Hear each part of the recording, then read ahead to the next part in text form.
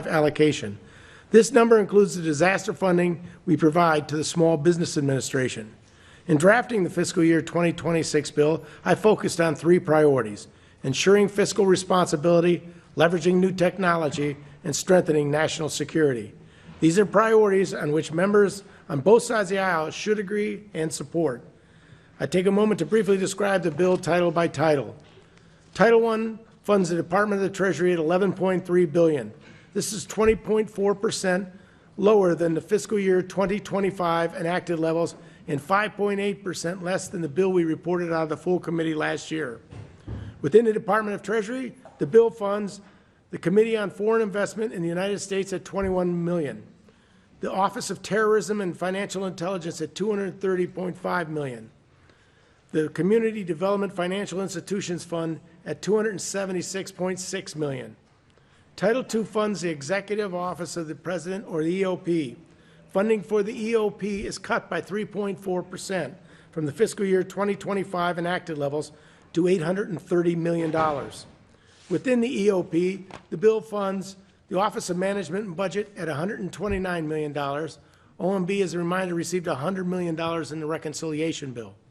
The Information Technology Oversight and Reform Account at $10 million, and the High Intensity Drug Trafficking Area, or HIDTA, program within the Office of the National Drug Control Policy, or ONDCP, at $299 million, and the Drug-Free Communities Program at $136 million. Title III of the bill funds the federal judiciary. Like members of Congress, we need to ensure the security of the Supreme Court justices, our federal judges, and the people that work in the federal court system. The bill provides $18 million for the Supreme Court justices' personal security. The bill fully funds the court security at $892 million. We ensure that the Administrative Office of the United States Courts has the funding and the court system needs to strengthen its cybersecurity and IT modernization efforts. Moving on to Title IV, we cut federal funding to the District of Columbia by 4.6% from fiscal year 2025 enacted levels to $823 million. Within this title, we cut $20 million from the emergency planning and security costs in the DC account that were attributable to the inauguration this last January. However, we ensure the District of Columbia has sufficient funding at $70 million to address the security of public events in our nation's capital during the year 2026 for events like our country's 250th anniversary celebration. Title V funds our independent agencies. This includes the SEC, the FTC, the FCC, the GSA, USPS, SBA, and smaller agencies. Total funding for Title V is approximately $1.5 billion, which is 34% reduction from the fiscal year 2025 enacted levels.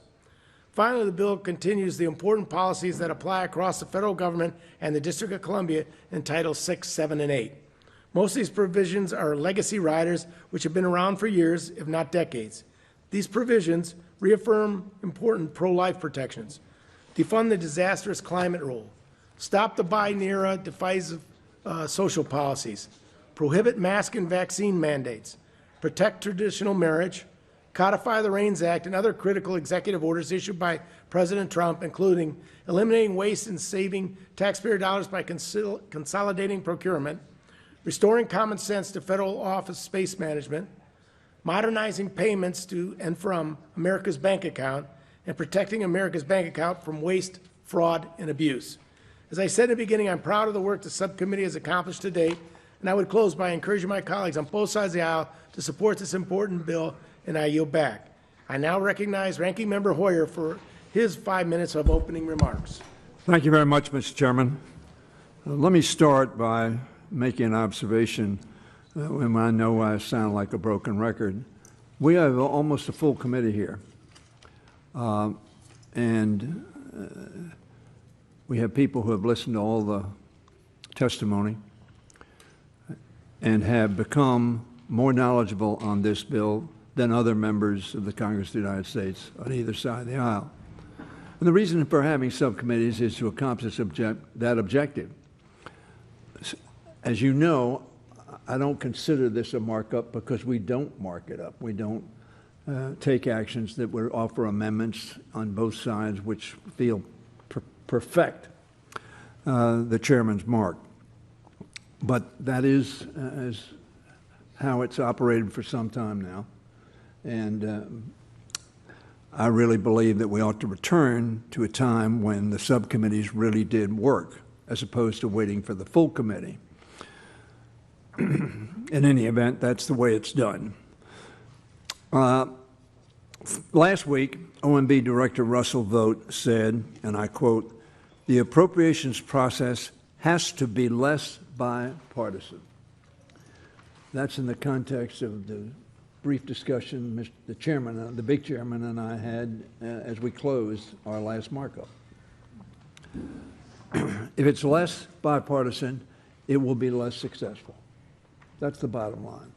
When we had a 4-vote majority and you have a 4-vote majority, you know there's some things you're going to have bipartisan support for, and you're not going to get them done, and they need to be done. I imagine Vogt is awfully pleased with what he has seen from the Appropriations Committee recently, however, where we have votes, and on very few of them we have bipartisan agreement. But most of them are yes on our side, no on your side, or no on our side and yes on your side. We keep seeing partisan bills come out of a broken appropriations process. I don't know, Mr. Chairman Cole, whether you saw John Kennedy's quote, who's a member of the Senate Appropriations Committee. He said this just days ago: "We don't have an appropriation process. It's broken. It's been broken for a while." I would agree with Senator Kennedy on that observation. Our subcommittees have become largely irrelevant, with markups like this one being little more than a pro forma ritual. This deterioration started long before Trump, but it has accelerated under his administration. He and Vogt are trying to turn the entire appropriations process into an irrelevant rubber stamp. Frankly, I'm not sure what the purpose of the Appropriations Committee is if the administration is just going to impound, withhold, and redirect funding illegally as it sees fit, and then send rescission package for the rest. I know we just passed a rescission bill. It's the first one in 30 years. Republicans and Democratic presidents have been president. They have sent some rescissions down, but they haven't passed, because we had passed bills in a bipartisan way and we thought the levels were correct. I know some of my colleagues across the aisle agree with me in principle, but we need to take action to stop this perversion of constitutional law and intent to the benefit of presidential sovereignty. Congress, it seems to me, should not and must not sit idle as DOGE chainsaws through the federal government and as Trump politicizes and weaponizes agencies under this subcommittee's jurisdiction, including the FCC, OPM, GSA, and others. While I'm pleased, as I told you, Mr. Chairman, that this bill leaves certain vital areas of funding largely intact, notably, as you pointed out, judicial security, public defender services, and the Community Development Financial Institutions Fund. But that is little comfort if the administration can now just withhold funding at will. Ours is not a suggestion, it is the law. When the president signs it, we have passed it in a bipartisan way. There are also cuts in this bill that will have consequences for the American people. This committee funds 96% of the federal government through the Internal Revenue Service, and yet our allocation accounts for less than 1% of the non-defense discretionary budget. And yet our allocations have shrunk even further for fiscal year 2026 by, as you pointed out, 1.7%. And I know that you struggled with that, and I appreciate the efforts you have made and the staff has made. Larger agencies under the purview of other subcommittees can trim back grant programs and shift funding around to make ends meet when facing cuts. The only committee that has less money than we do is the Ledge Committee. Our agencies, however, have smaller budgets and thus have to pare back their most basic operations just to make ends meet, all to the detriment of the American people. I am particularly worried, as I'm sure the chairman is not surprised, about the $2.7 billion cut, or 23%, to the already insufficient fiscal year 2025 level for the Internal Revenue Service. That includes more than $2.4 billion, or 45% cut below the fiscal year 25 enacted for IRS enforcement. Now, you've given people a huge tax cut, particularly at the upper end. Evidently, it wasn't enough, however, to just cut taxes for the wealthiest individuals in America with their one big, beautiful bill. They want to continue to make it easier for those same high earners and those who don't, like average working people in America, have us take the taxes out every week, every bi-week, every month. These high earners to evade their taxes to the detriment of the hard-working middle Americans.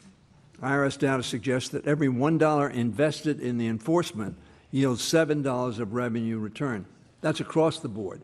For the wealthiest Americans, Harvard Treasury economist and Treasury economists found that when targeted at the top 10% of earners, $1 invested in IRS enforcement yields $12 in revenue. My colleagues across the aisle claim they're acting in the interest of fiscal responsibility, but the IRS cuts in their bill will cost taxpayers billions of dollars more than it will save.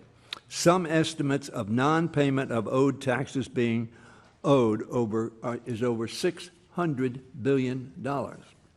That's not raising taxes, that's taxes owed, or more than the non-defense discretionary spending combined for every agency.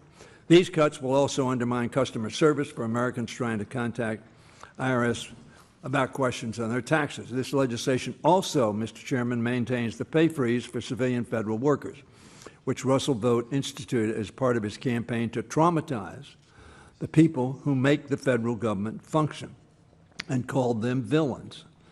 What an absurd personnel policy that is. He slanders them. These civilian employees work side by side with their military counterparts, often performing the exact same task. They deserve a 3.8% cost of living adjustment and to maintain pay parity with our military service members. They're, after all, not members of Congress, who, of course, don't deserve a COLA adjustment, as we've seen. We are not going to find common ground on every issue, of course, that I've mentioned, but we need to find consensus on preserving this institution. When Russell Vought says he wants less bipartisan appropriations process, what is he really saying? Is that he wants a weaker, more compliant, less functional Congress. I don't care if there's a Democrat or a Republican in the White House. I will always hopefully stand up for Congress's power under Article 1. I want to say something in addition to that about the riders. As you know, you pointed out a lot of them have been in there before. We've opposed them before. We're going to oppose them again. But I would hope that we could have a discussion about some of them. Thank you. Thank you, Mr. Hoyer, for your remarks. I would be remiss if I didn't point out that I thought I saw a young teammate of Camp Glusenhauer, Glusenkamp Press, yes, fresh off the plane. And had I been thinking properly, I would have taken the time to notice him. Is a young, your son? You needed to see that this was not as exciting. He's truly not missing anything.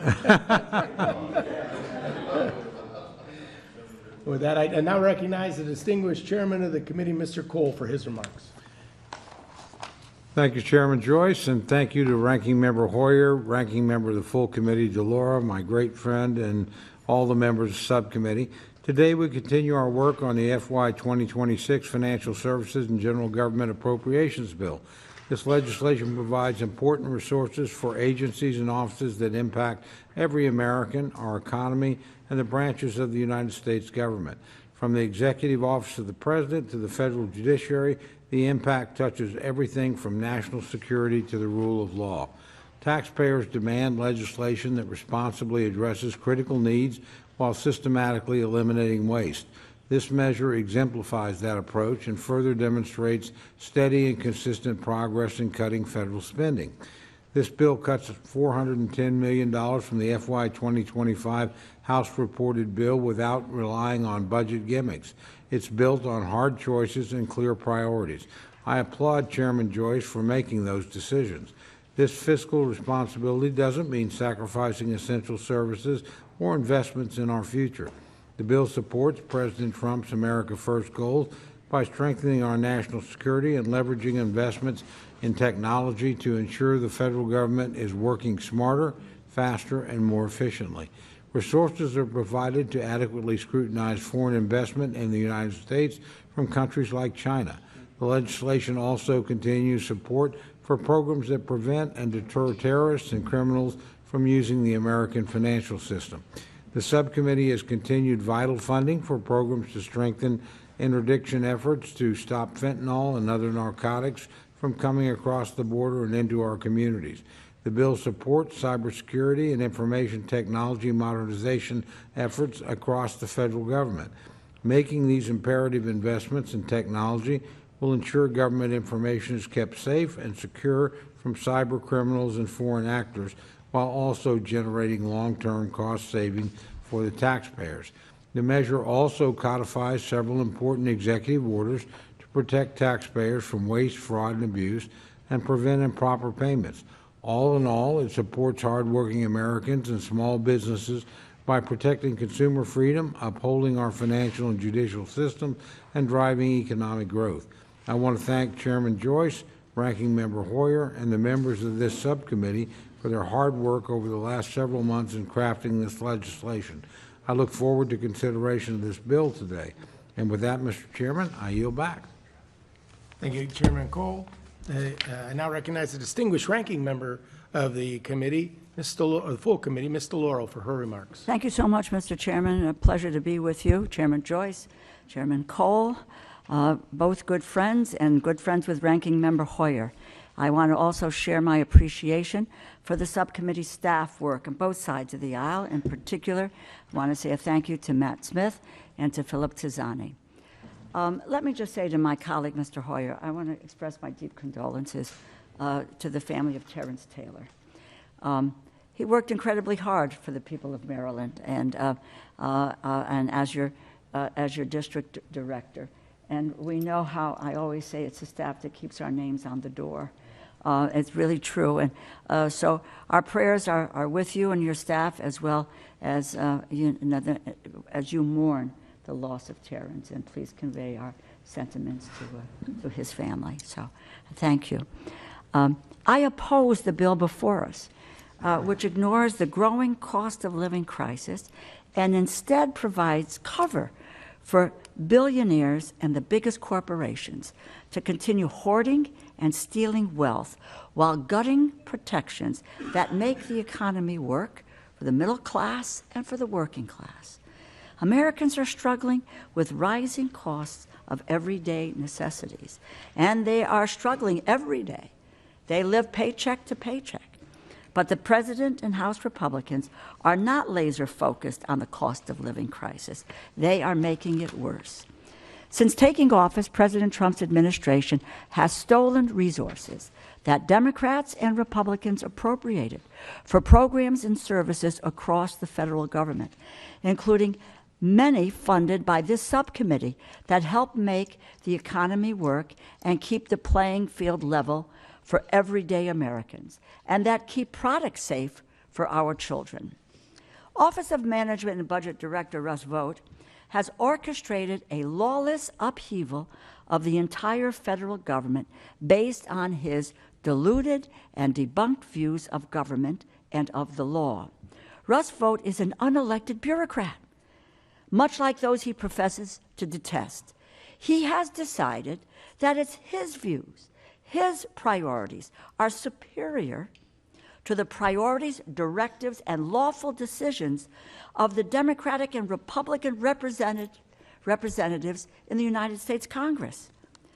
Vought doesn't care about the law. Vought doesn't care about the Congress. He has told us this explicitly. He has stood up Republican members of this very committee. He wants to upend the bipartisan appropriations process, and he certainly does not concern himself with the plight of the American people. He wants to govern by reconciliation and rescissions, thereby getting around or eliminating the role of the Appropriations Committee as it is set out in the Constitution. You know, Grover Norquist, and the number of people around this table who remember Grover Norquist, founder of Americans for Tax Reform, said in 2001, he wants to shrink government to the size that you can, quote, drown it in a bathtub, end quote. Russ Vought is pursuing Norquist's vision. Russ Vought wants a government so broken, so dysfunctional, so starved for resources, so full of incompetent political lackeys and bereft of experts and professionals that its departments and agencies cannot feasibly achieve the goals and the missions to which Congress has lawfully directed them. Russ Vought's goal is privatization for the biggest companies and the billionaires running this administration to have unchecked power and an economy that works for them alone, not for the working class or the middle class. While he unilaterally eliminates agencies, fires career civil servants, steals funding from the American people, he is concentrating power and resources in his agency, determined to give himself unchecked control over the entire federal government. And at the same time, Republicans' big ugly bill hands massive tax breaks to billionaires and to corporations.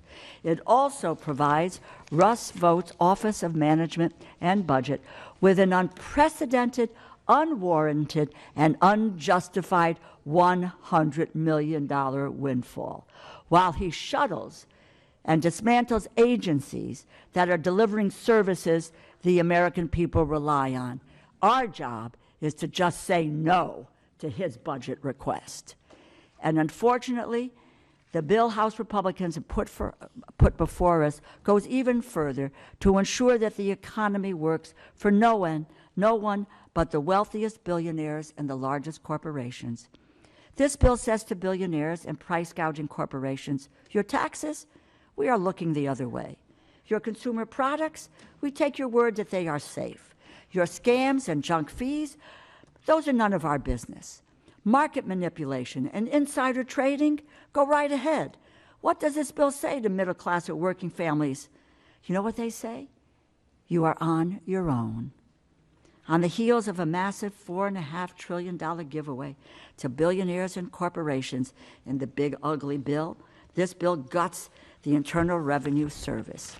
An underfunded IRS means slower processing of Americans' tax returns, delays to crucial benefits like the child tax credit. But it also means that those with the most resources, like billionaires and powerful corporations, can escape scrutiny, avoid paying taxes when the IRS cannot afford to ensure they are meeting their obligations. On average audits, each dollar of the IRS spending yields just over $2, a notable return on investment. But for the wealthiest tenth of 1%, audits produce nearly triple the return, with each dollar yielding over $6 in revenue. In 2021, at least 55 of the largest corporations in America, in a year when they took in over $40 billion in pre-tax income, they paid no federal corporate income taxes. Zero. Who are they?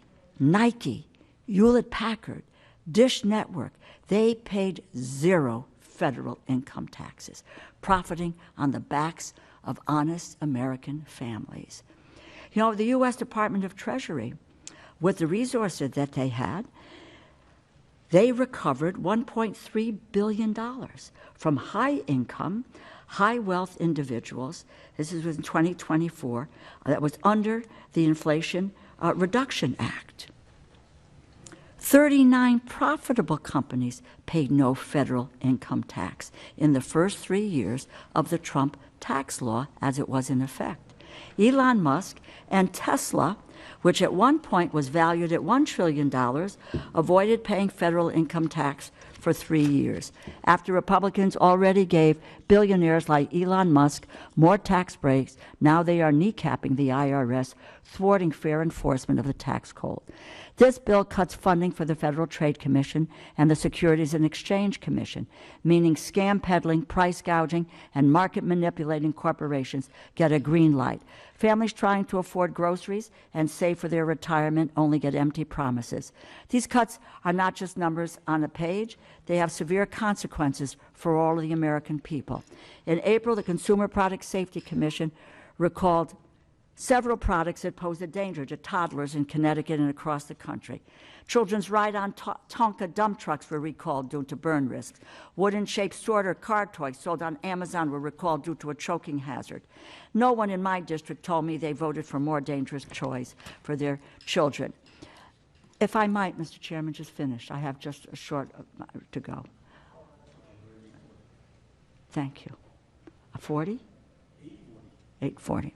Yet the following month, DOGE began weakening the Consumer Product Safety Commission, firing commissioners as the administration seeks the dismantling of the Consumer Product Safety Commission. This bill furthers their goal, cuts the commission's funding, putting children at risk while enabling corporations to sell dangerous products.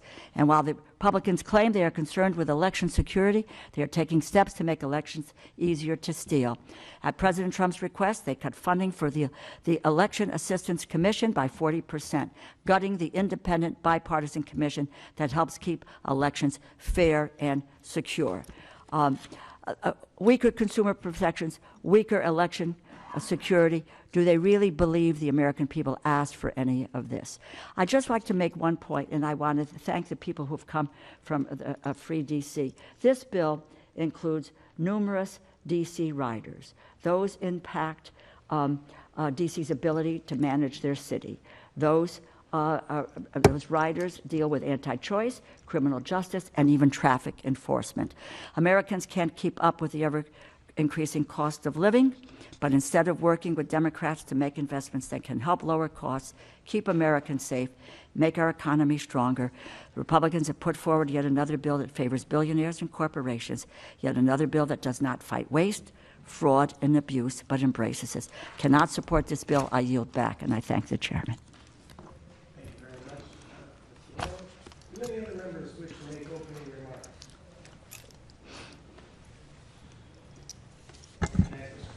Before you start, Mr. Spokane, it is 5 minutes. Yeah, I'll be under 5 minutes. I'll be under 5 minutes. Giving me his time. I'm going to make up for some.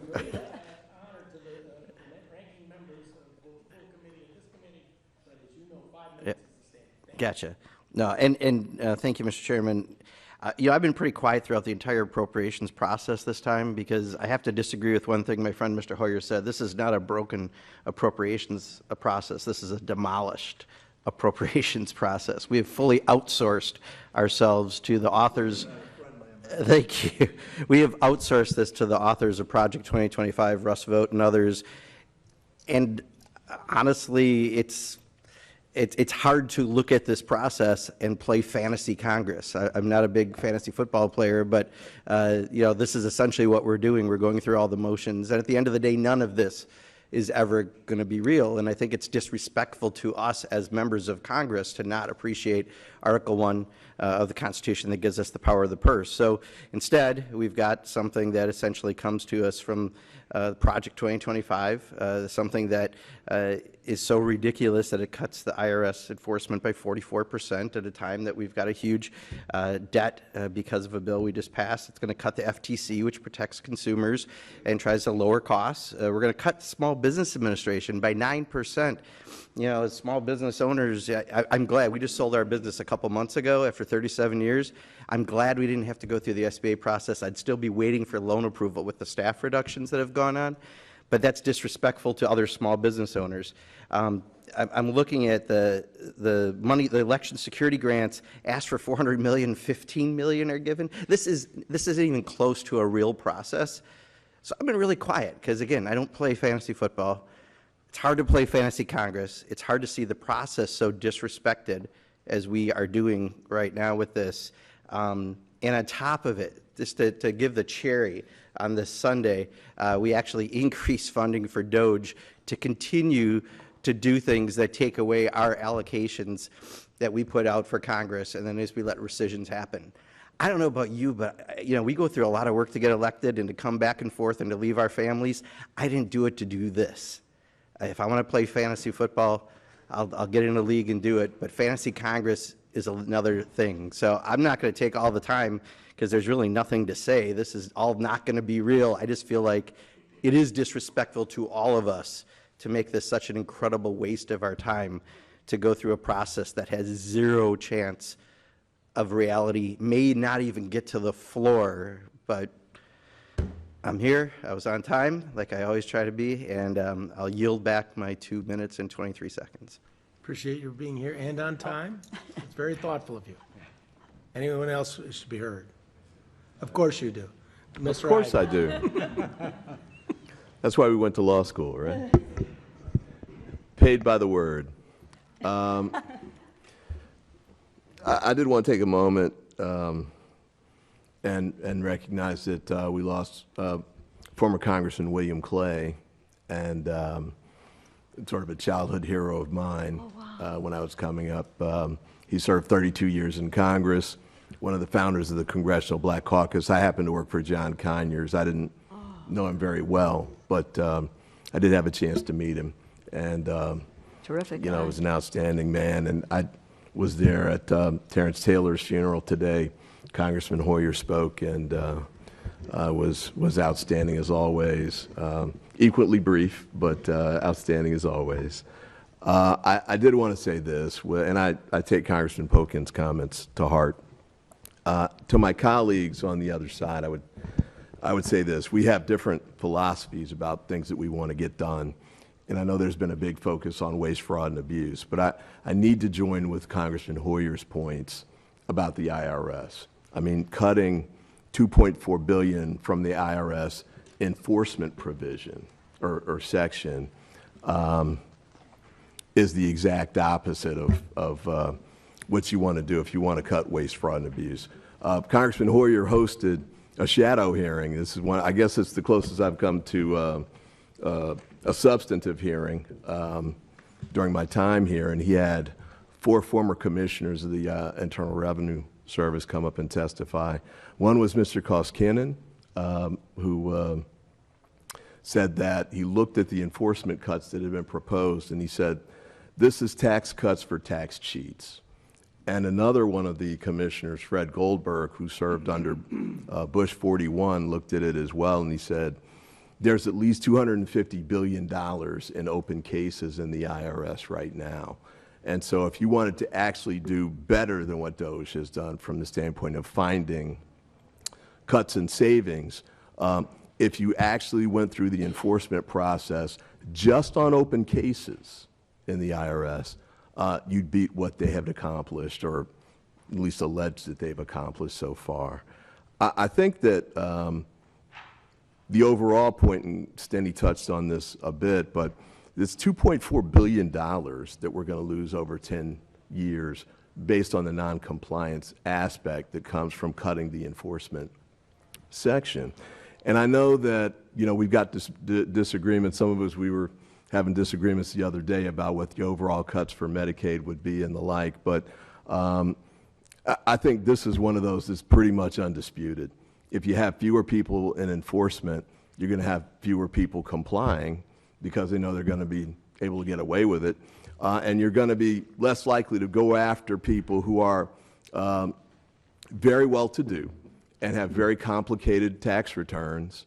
I know the arguments you all made about this when Biden put the funding in place was they would focus on, regular people, but my understanding is that they would build out a unit that would focus on the higher wealth corporations and individuals, and that is one way. We disagree about a lot of things, but getting additional funding with legitimate tax collection, I would think was something we could all agree on. And I'll yield back some of my time, but I do want to say this. I think we can find ways to work together on some of these kinds of issues.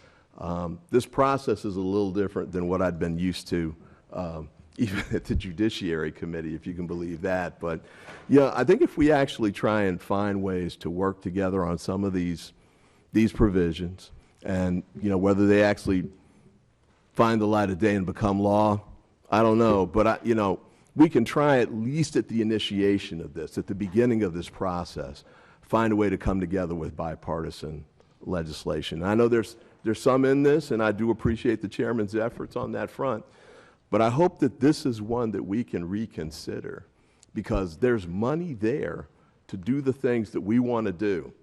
We might disagree about what we would use it for specifically, but there's absolutely no reason to leave this money on the table, because this is money that people owe in taxes fair and square.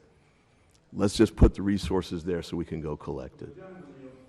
I'll yield what time I have remaining. Do they eviscerate the ability to enforce? They have a specific provision: you cannot transfer any money in, whether they need it or not, in the IRS enforcement.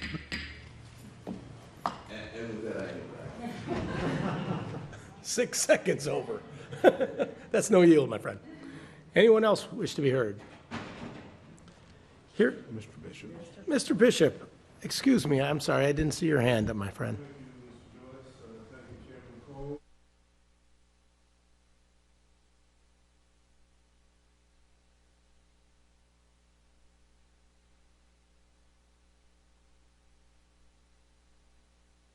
Government agencies that serve the American public, including the Federal Trade Commission, the Small Business Administration, the Internal Revenue Service, and the Consumer Product Safety Commission. Let's be clear about what the bill really does. It's an assault on working Americans. It's an assault on our democracy and on our core responsibilities to carry out the needs of government. It's written in a way that really serves the rich, and it cuts the institutions that working families rely on every day. It cuts, as you have heard and you've heard and hear over and over, the enforcement budget of IRS drastically. And of course, it's not the most popular agency, but I don't understand how, if you continue to axe its budget each year so that billionaires can dodge their fair share while hardworking Americans have higher costs and worse service. If you take issue with the tax laws, we should change them through the legislative process and not by disarming the IRS and taking away the tools that it uses to go after billionaire and multimillionaire tax cheats. Certainly, don't make it harder for everyday folks who just want to pay their taxes that are due, but find themselves unable to connect with a representative over the phone. It makes things worse for consumers. It's remarkable how tone deaf it appears that this majority is. After President Trump illegally fired 2 members of the Federal Trade Commission, the bill is completely silent on that matter, and in fact, it slashes the Commission's budget. Again, the majority can have a difference in opinion on policy, but rubber stamping undemocratic and flagrantly illegal activities is unconscionable, and it's an embarrassment to us on the world stage. How does the American public win when the agency dedicated to preventing unfair trade practices loses its credibility and allows companies free rein to scam people, to sell unsafe products, and to hike prices without consequence? The same is for the product safety. The president illegally fired 3 Democratic commissioners from the Consumer Product Safety Commission. And here this bill is silent on this unprecedented action while cutting the commission's funding. Talk about adding insult to injury. We could be here all night to talk about unlawful actions, but slashing support for the Small Business Administration and cutting clean energy programs that help entrepreneurs save money makes it harder for hardworking small business owners to grow their businesses and to create jobs. On top of the cuts in the bill, it's loaded with more than 60 extreme policy riders, taking aim at reproductive rights, rolling back D.C.'s home rule, forcing a far-right agenda in what should be a straightforward government funding bill. Finally, while threats to our election system grow grow more serious by the day, the bill pays lip service with a pittance of funding for the election security grants. By not putting money where our mouths are, it's clear that the majority doesn't believe their own words when they say falsely that there's rampant election fraud. They know that election security grant provide funding for critical equipment upgrades, and it hardens security against our adversaries like Russia, China, and Iran who oppose our democratic institutions. We should be doing more, not less, to help states run safe and secure elections, especially as the threats get more complex. You'd rather leave us vulnerable to foreign interference rather than putting the fundamental right to vote, strengthening that right to vote. The bill turns its back on the powerful people, the very people that we were sent here to represent. Protects the powerful, weakening institutions, and ordinary families count on. I'm dismayed to say that I oppose this legislation, and I encourage my colleagues to vote no. But hopefully, before we finish this process, that we can adequately come together on a bipartisan basis to come up with a bill that really serves the American people. And so then I cannot support the bill in its present form, and I yield back the balance of my time. Right on time. The chair now recognizes the gentlewoman from Washington, Ms. Glusenkamp Perez. Thank you, Chairman Joyce. Thank you to Ranking Member Hoyer and Ranking Member DeLauro, Chairman Cole. A lot of people think of Washington State, my home state, as just a very liberal place. People don't know that my district actually had the highest population of KKK west of the Mississippi.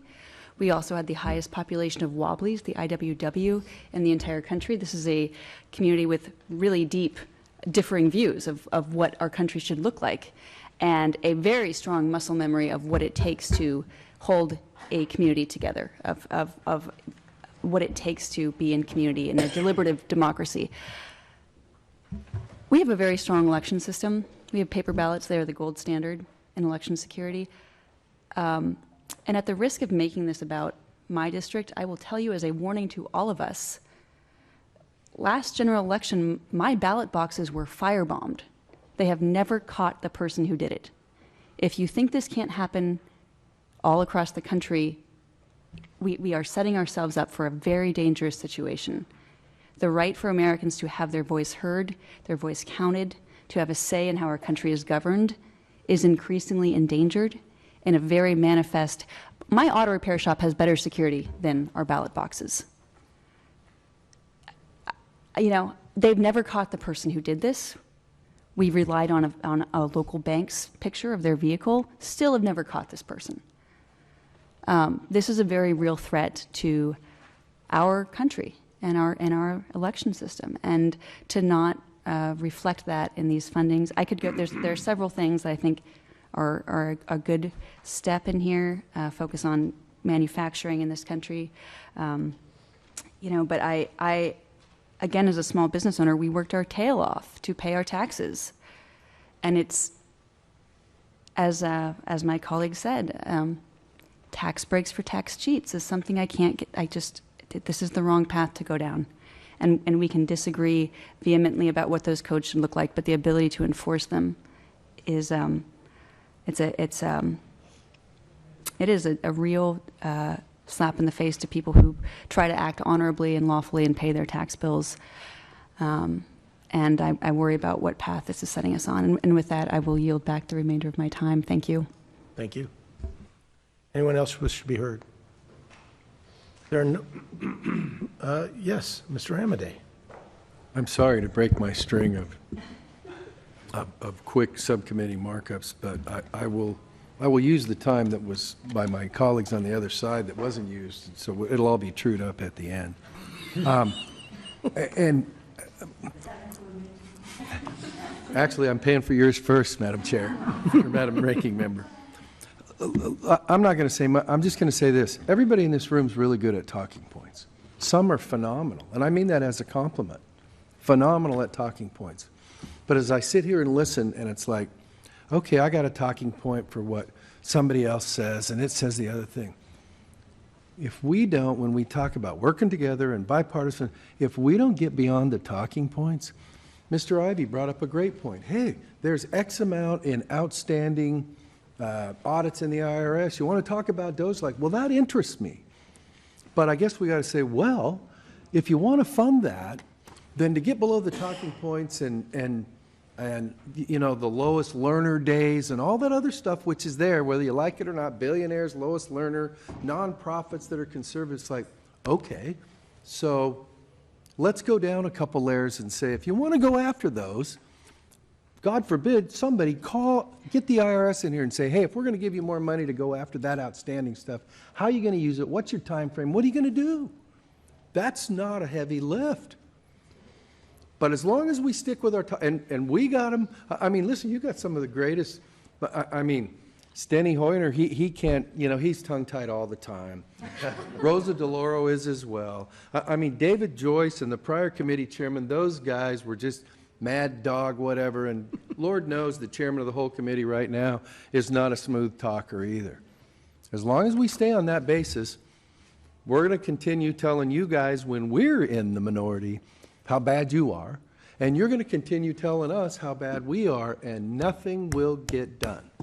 So, fair challenge, but beyond the tax breaks for billionaires or whatever, it's like, that doesn't sound good to me, but that's a talking point. That's not, and here's the key word. That is not a solution. I yield back. I was going to ask if the gentleman would yield. Yield back. I'd love to talk to you. You got to yield back. I got to be mindful of my time. Fair enough. If there are no other speakers, Mr. Womack. I think the gentleman, Steny Hoyer, started this conversation when he talked about a budget or a broken appropriations process. And I've been sitting over here thinking about that during this entire discussion, not paying attention. It's bigger than the appropriations process, Mr. Hoyer. It's a broken budget process. We get our numbers from a budget resolution passed by the House. Same in the Senate. And for most of the people gathered around this dais, they weren't around here in 2018. When this Congress established a Joint Select Committee on Budget Process Reform, and you remember it, it went 9 months. I had the privilege of co-chairing it with the late Nita Loy, and we did some remarkable work. And we came up with some ideas, not entirely perfect, nothing around here is, but we made progress, and we had expedited procedures in the Senate. There's no reason we should not have been able to execute something that could have forced an up or down vote in both the House and the Senate. But I want to remind everybody at this table, in case history fails you, and that is on the day we took the vote, with pretty universal agreement on the outcome, ready to go to the floor, we had the requisite 5 Republicans out of the 8 that served on the committee, but we only had 2 Democrats. Just 2, Mr. Yarmouth and Mr. Kilmer, who both believed in the product. But here's what's incredible about that last vote. 4 Democrats voted present. Present. They didn't vote against what we were doing. They voted present. Now, had we been able to get 3 of those members in the yes column, then we would have been able to go to the House and to the Senate with expedited procedures and possibly have changed the outcome of this broken budget process, which under a normal circumstance would yield us a 302A.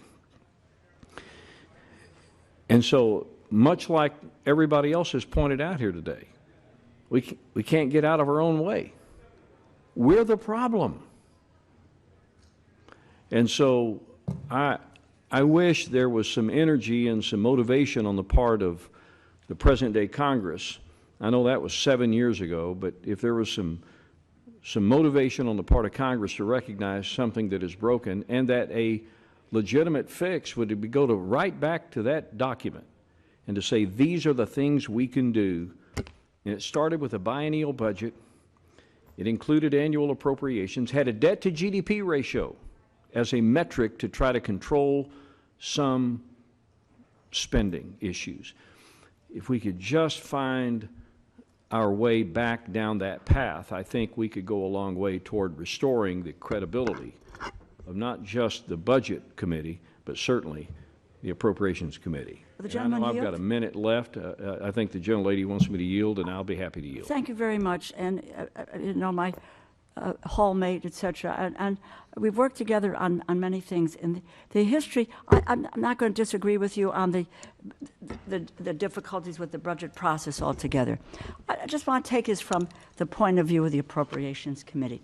So many around this table have been on the Appropriations Committee for a number of years. We have been able to craft legislation that gets passed by both Democrats and Republicans, goes to the president for signature, and we have appropriations bills passed. We've all, I believe, internalized and wanting to be on this committee because of that power of the purse. I think that fundamentally, which is the larger picture of all of this, you've talked about the budget, but with regard to appropriations, we are ceding the power of this committee to one unelected person. Because I think the president listens to Mr. Vogt, but he doesn't know the intricacies of the appropriations process, or maybe even the budget process. I don't know how much he knows. But Russ Vogt does. And he is deliberately, every day, looking to eviscerate the Appropriations Committee as the committee that appropriates the dollars and the agencies have to implement them. He is taking it all to himself. I think we have to be cognizant of that, Democrats, Republicans, of what's happening in this regard. Reclaiming my time. I appreciate And I it. know my time has expired. I'll yield back.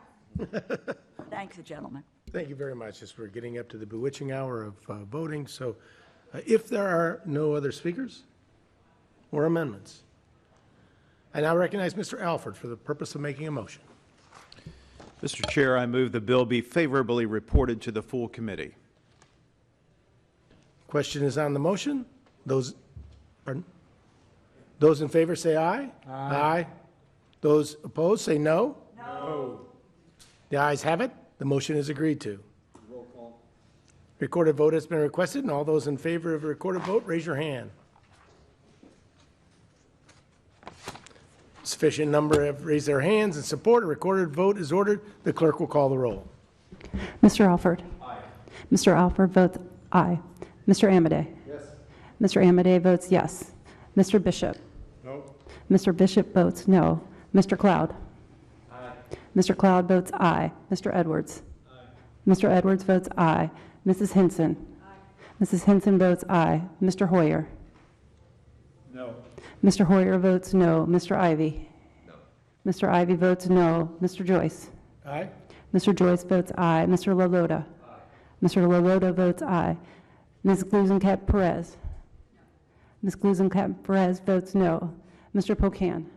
Mr. Pocan votes no. Mr. Womack. Aye. Mr. Womack votes aye. Mr. Cole. Aye. Mr. Cole votes aye. Ms. DeLauro. No. Ms. DeLauro votes no. Does any member wish to record their vote or change their vote? The clerk will tally.